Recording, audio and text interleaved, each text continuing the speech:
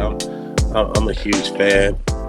I use the platform, now fantasy leagues, and be responsible enough to be the I came in second Oh, in that's both pretty good. leagues, That's pretty good. but I lost to To run a fantasy startup, and I don't think I've won. uh, I don't think I've won once in the last 10 years. It's all about it's just about having fun and smack talking with your friends. That's really what it it is. is. Yeah, that's what I was gonna say. And pretty much no one knew each other, and it was still smack talk. And I think that it gave people who didn't know each other an opportunity to get to know each other. Right. We're like, yo, that's not cool. I like tell us like what was behind the thinking of all Yeah. this, because like, did you say, hey, I wanna make this, for Yeah. No. So there's 4 founders on our team, and all of us have been friends and coworkers in a past life. And for us, uh sports has always been that excuse to hang out. Whether it was 100 million times, Baron, you know that, and huh. and the leagues that we play in with our coworkers, the fantasy leagues. Every year, good product out there that delivered a cohesive experience that allowed you to game, chat, and hang out with friends simultaneously in sports. So if you look at ESPN, for example, as an app, email to really hang out with people and talk about it. On the other hand, people are going on Facebook groups or on Reddit. The segmentation is just way too broad. And so me posting an argument about whether Curry's better or Kyrie's better, it's around sports with the 10 to 12 people that love sports and want to hang out about sports with you. Right. And so that was what Sleeper was. We started just building for ourselves, growing as a result. That's fire. Now talk about like what is it like for our entrepreneurs out there? Oh man, I can't under adversity, especially in the early days, and just having folks to bounce ideas off with, having people who challenge you to be better every single day at what you do, having folks that bring examples.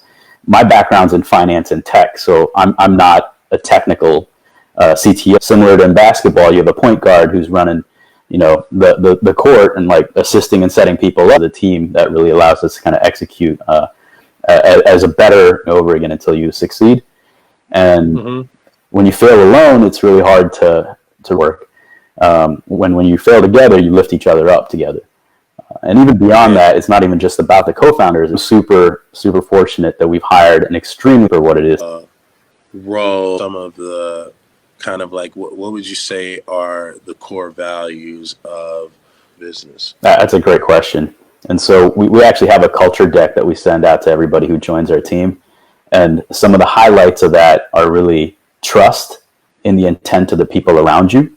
And so I think when you have more bureaucratic organizations, so that's really important to us. Second is having like an alignment around a mission.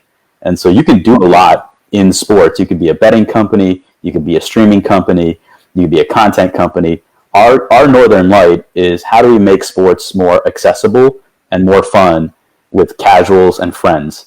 And so when you get finally, I think it's about just really servant leadership. And so this goes to my role as a CEO.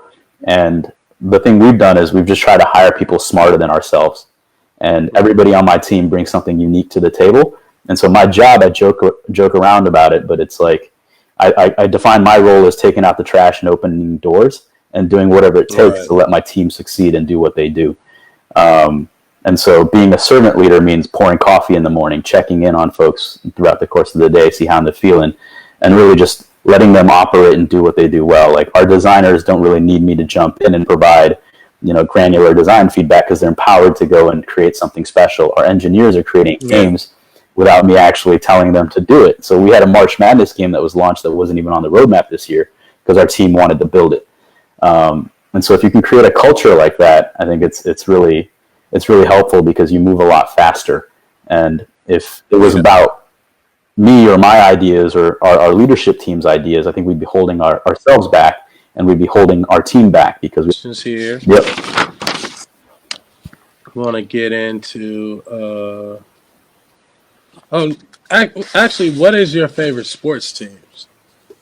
Man, it's all over the place, but just as background, I grew up all over the U.S. I was born in China. I moved here when I was 5, where I lived in Washington State. And so my first team that I ever followed was the Washington State Cougars, and the college football team there when Drew Bledsoe was the quarterback.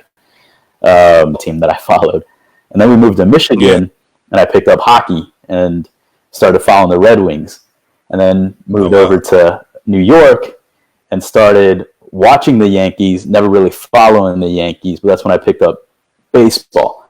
But I didn't really start getting into baseball until college when the Sox were the team that I followed because I was going to school in New England. So my teams are like all over, but it just depends on where I was when I picked up that sport. That's hilarious. So, dude, let's get into what everybody wants to talk about, and that's like the new fantasy football.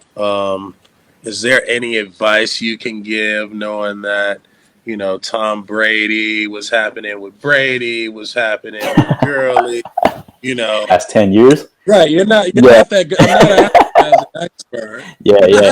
Yeah. So like, take it with a grain of salt. When you start thinking about just building your team, Yeah. What advice would you give to the people out there about like using sleeper, building your team? How to, what are some like fantasy tidbits? Yeah. So the one thing we do on our platform is we try to make it super easy for a first-time player to play.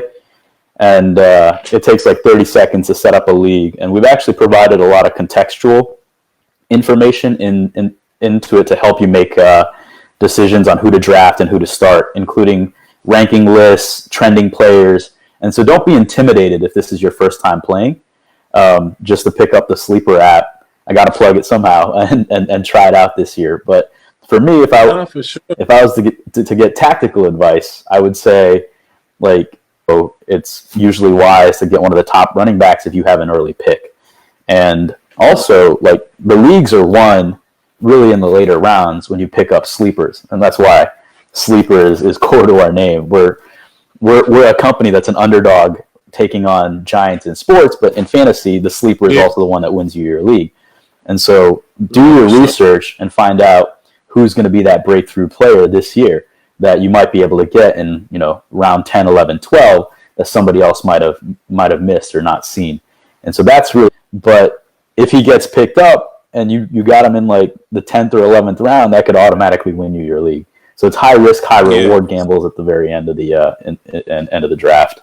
No, for sure. I know. Like 1 year, I had Le'Veon Bell, and he held out the whole year. Yep. And that killed me. You know what I mean? Yeah. Because I should have moved him when I had the chance to, and I was just like, there was like this hope and wish and dream that he was going to play that year. And then he didn't even play, man. And I'm like, damn.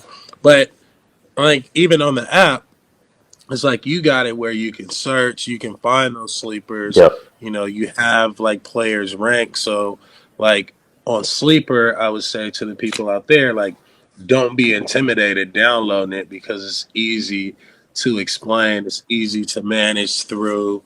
You know what I mean? For me, it was like I was finding a lot of sleepers and like wide receivers. Yep. Right.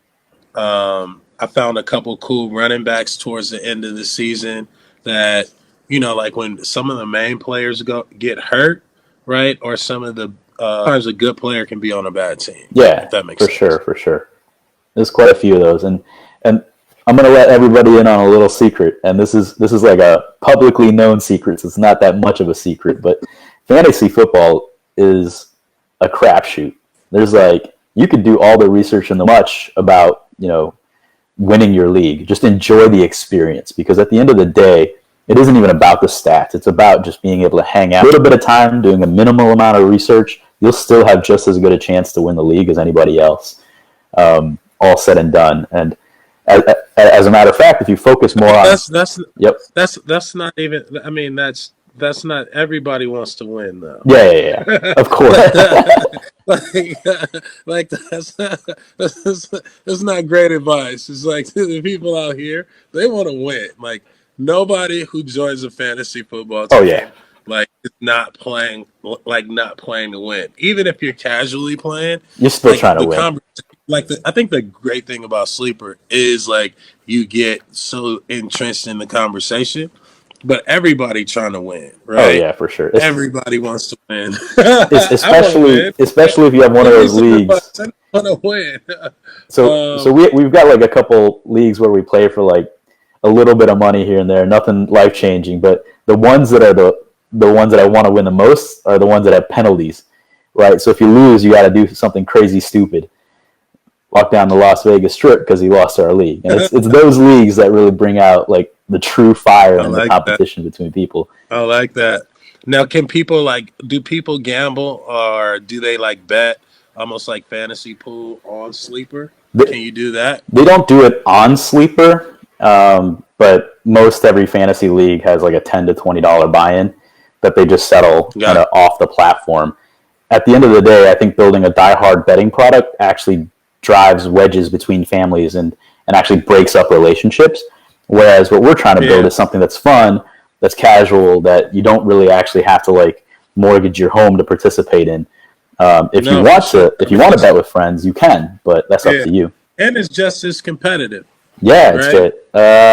I'd still go with Gurley, and the reason being is that like there's just so much upside in Gurley if he performs, and there's a lot of volatility in the running back position where if Gurley goes off and even gives you like 8 to 10 good games, that could be the difference maker.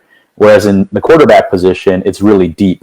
And so you'll get comparable stats to what Brady's going to be putting up, in mid-round drafting with a bunch of other folks. And so I would gamble on Gurley if I had to pick. Okay, here's one. DeAndre Hopkins, right? What is been consistent for the last couple of years, and I think he's just he's one of those guys that defenses can't hold him down. So he's a top first-round pick every single year. What about who you think is going to save me for a good portion? Yeah, I think the Niners are going to be good because they're going to be coming off a somewhat disappointing season, fired up, ready to roll. That team's like gelling together. Niners look good. Yeah, the Niners are looking pretty good. I like the Raiders. I think the Raiders' defense is going to be better this year. Yep. I'm obviously biased and a Raiders fan. Yep. We did pick up somebody to be the backup, Mariota, yeah. Yeah. So we straight with the Raiders. Leeper, and it's the first thing that pops up. And then you go in. What do you do? All right, I download Sleeper. I go in. Boom. What I do? Yes. In my email. You put in your email or your phone number, and what we've done is just go to your contact list and you send out who you want to be in your league, and we walk them through the setup process. And a lot of that decision was what we were seeing was fantasy is so much fun, but a lot of people are intimidated because they think it's super hard. This is something like, it's almost like group chats, right? Sleeper is like a bunch of group chats that you can have during the season to keep you connected, build a little competition. So like if you had a family, right, and you got a cool sports family, or half the family is sports, half the family is your family to like pick their team, converse, communicate. It just builds like organic communication, especially in a time where we not like communicating that much. Yeah, a lot of reasons. So what we were hearing from our users, it really just boils down to a better social experience. And so by virtue of having a better group chat where people are hanging out with their friends around fantasy, there's more interactions over the course of the season than you otherwise would have had on different platforms by a factor like a multiple. And so at the end of the season, people are like, wow, that brought me closer to the people that I intended to play with. That. Another thing is just kind of like simple and easy and intuitive design, really just to make it easier for anybody to pick. Expected from other platforms, but we make it super easy for them to set that up, and for somebody who hasn't played before to pick it up and manage a league or become a co-owner or a commissioner. That's fire. That is so fire. All right. Who are your sleepers? Who are your rookie sleepers coming in? Right. Sleepers, I have not done my research yet, so I'm a little bit underprepared for that one. Because the draft I still need to catch up. I was a little worried it wasn't going to happen, given all of the situation around coronavirus.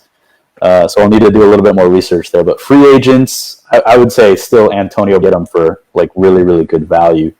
And then Tom Brady, I think a lot of people kind of have signed him off because he's getting up there in age. But we got to remember he's playing against Bruce Arians, or he's playing with Bruce Arians in that high octane offense, and he's got Mike Evans to throw to. So I think Brady's going to have. He got one of the best wide receiver cores. Yep, exactly. Right? I think people like low key,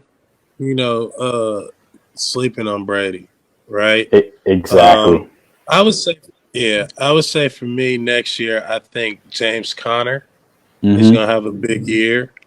I think Devontae Freeman is going to do something this year. Oh, interesting. Why do you think that? I don't know. I just feel like usually like when running backs have a couple years where they're like trying to just figure out their body, and he was hurt and he played well, he just never really got off the grid. You know what I mean? Right. So like with a full season and a full off season ahead of him, and like his, it's almost like he was a rookie, right? Again. And so I like to see him like, I think he's going to be full-fledged. He didn't really get hurt. Like, he made it through the season. So I think, for me, I think he's going to be somebody. Last year was Tyrell Williams, and he kind of disappointed me towards the end of the season. Yep.